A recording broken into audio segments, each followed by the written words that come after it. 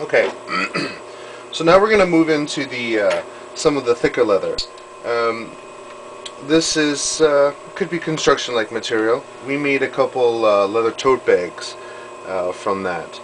Um, so I'm just going to rethread this machine.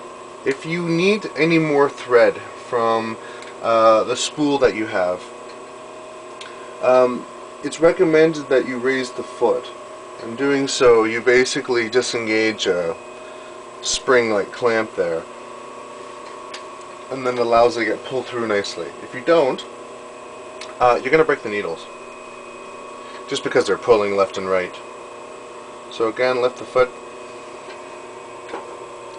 tap a little bit on the pedal. Okay. Reverse.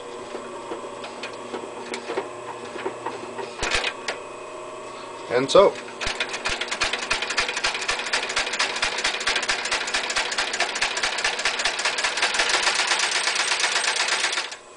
It's got excellent control. So as you see, you can basically change how you want to sew, fast, slow. Now personally, I like to sew slow.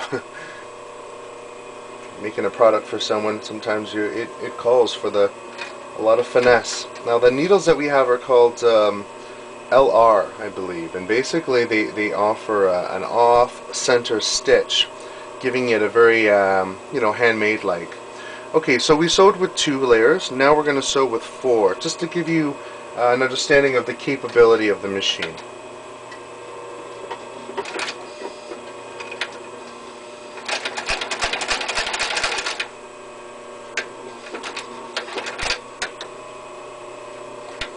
Okay, 4, and let's see here, and then what we'll do is we'll add on a layer of 10-ounce. This is the English bridle leather that we use for our dress belts, but also we do some strap work.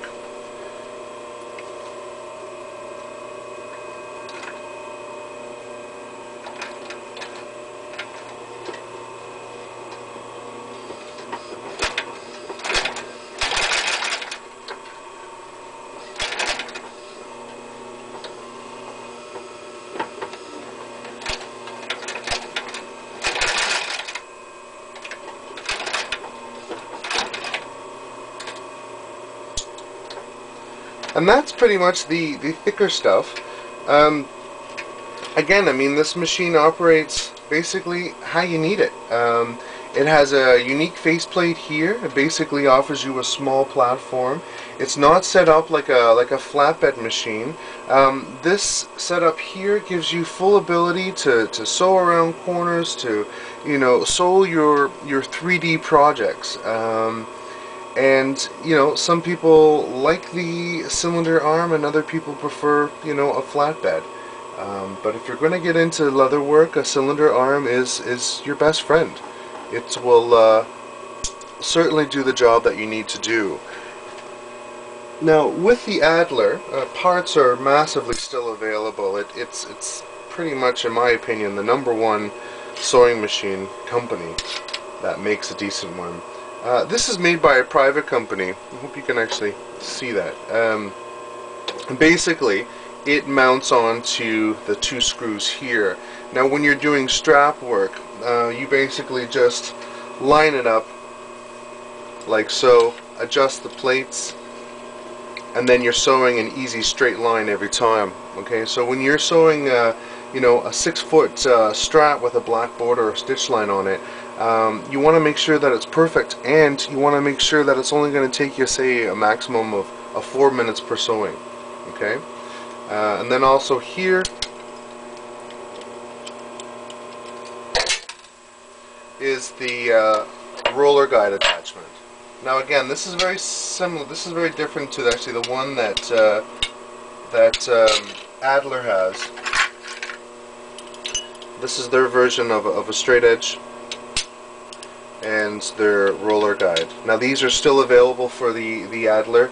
They're still massively in production, and like I said, parts are easily available for this. So you have to look, when you're thinking about leather machinery, you have to look at when the machine was made.